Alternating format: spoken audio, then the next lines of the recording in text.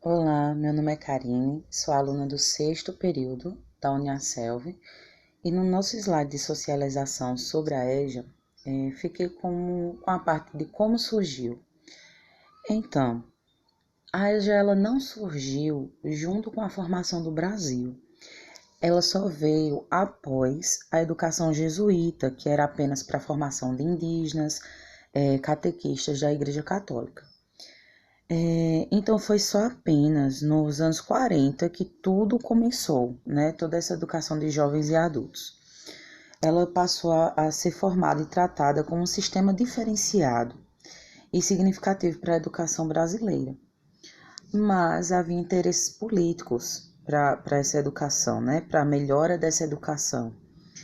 Como o analfabeto ele não poderia contribuir para o desenvolvimento do país, né?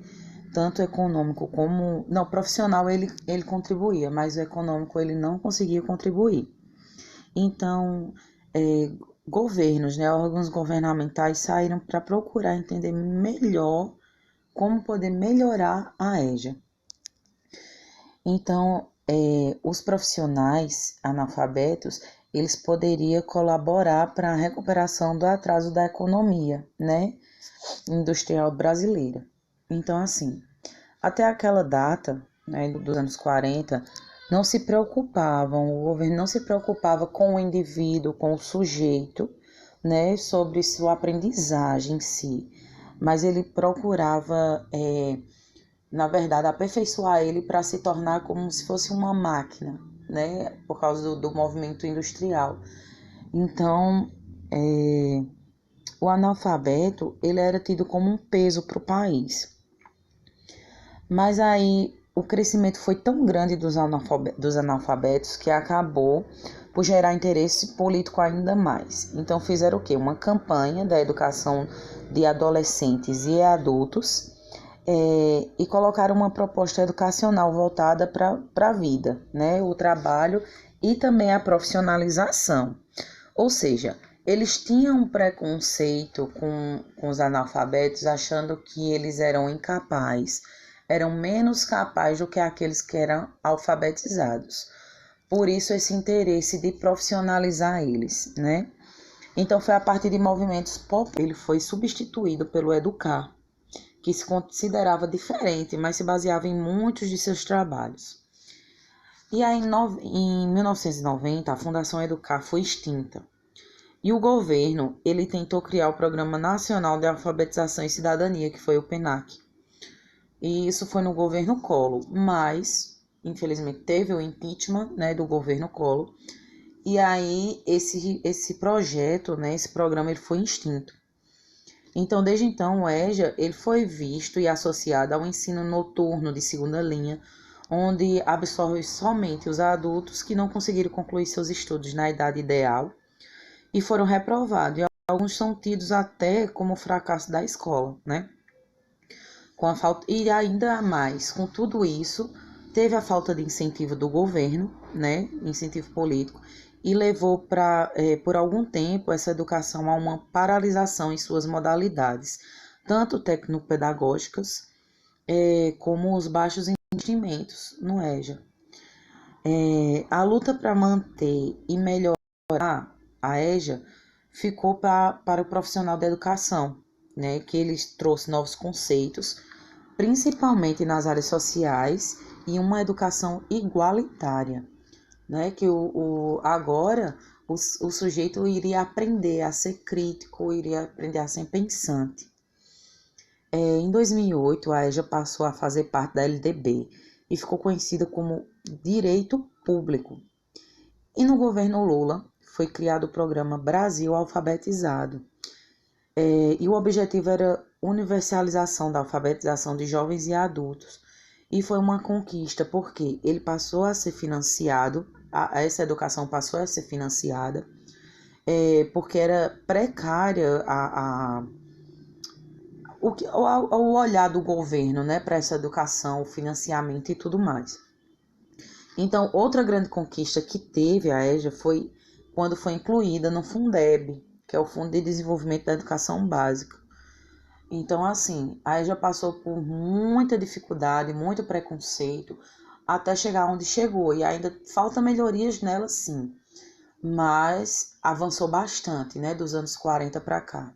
Então, tudo isso foi por causa da luta do povo, né, para melhorias da educação de jovens e adultos. Então, a próxima parte ficará com minha próxima colega.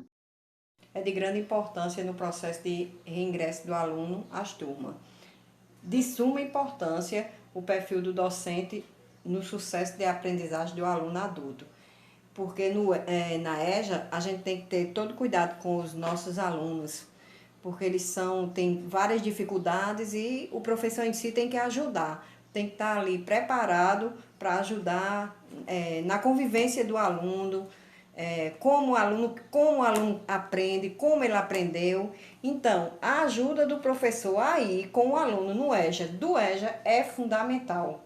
Deve ser conhecida por todos os professores na ajuda, em especial aquele que leciona essa modalidade de ensino, tem que percorrer outros recursos, tem que ter outros recursos para ensinar de um modo que esses meninos consigam aprender de uma forma que vai ser mais lenta, mas que eles consigam aprender. Que esse preconceito de dizer que o analfabeto não era capaz deixou de ter essa visão a partir dos movimentos populares e passou a valorizar mais a EJA. No tempo, Paulo Freire, né, com sua pedagogia, ele faz uma referência à EJA, pois ele apresenta essa educação pensando de forma onde o indivíduo, no processo de aprendizagem, tem uma educação e alfabetização de maneira crítica e dialógica, né? Porque nesse tempo da educação, no tempo militar, eles não queriam que o sujeito eles aprendessem, né? Fosse um sujeito crítico e pensante. Pelo contrário, ele só queria que o sujeito aprendesse a ler e a escrever, pois assim ajudaria ao governo, né?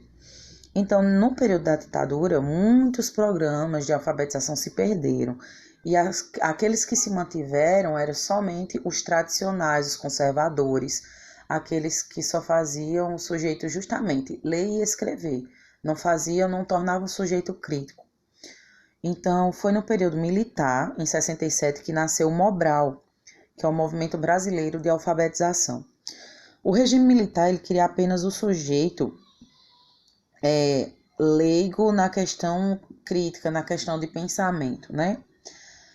E aí, ainda durante esse período, em 71, surgiu o supletivo, que ele procurou complementar a escolarização e o analfabetismo, colocando em sala aqueles que ainda não tinham conseguido terminar seus estudos na idade certa. Mas, como sempre, né, há interesses do governo. Por pressão da ditadura militar, onde se vislumbrava apenas uma educação técnica, como já havia dito, para atender ao mercado. Então, eles não queriam de jeito nenhum um sujeito pensante, eles só queriam visar o sujeito trabalhador, né, e que tivesse uma vida social, mas que não fosse crítico. E aí, com o fim da ditadura militar lá para os anos 80, houve a maior liberdade da sociedade, onde o EJA passa por buscar novas técnicas e metodologias para trabalhar. Nessa mesma época, o Mobral ele foi substituído pelo... Boa noite, eu sou Fabiana Araújo e juntamente com as minhas colegas, vou falar um pouco sobre o nosso trabalho. A minha parte ficou sobre os métodos utilizados. A metodologia desse trabalho baseou-se na análise de conteúdo. Foram lidos artigos, livros e sites online referentes ao tema trabalhado. Além disso, foram feitas observações no contexto escolar da Escola Estadual Ademar Veloso da Silveira, localizada na cidade de Campina Grande, no estado da Paraíba. Sou Maíra e, finalizando o trabalho sobre educação dos jovens adultos, concluímos que ele tem um papel fundamental no impulso ao conhecimento, da vivência do aluno com o educador e uma função reparadora. Vamos citar uma citação de Freire que diz assim: não é possível atuar em favor da igualdade e do respeito aos direitos à participação, à reinvenção no mundo, no regime que nega a liberdade de trabalhar, de ir e vir. Agradecemos a oportunidade. Somos de Campina Grande, Paraíba.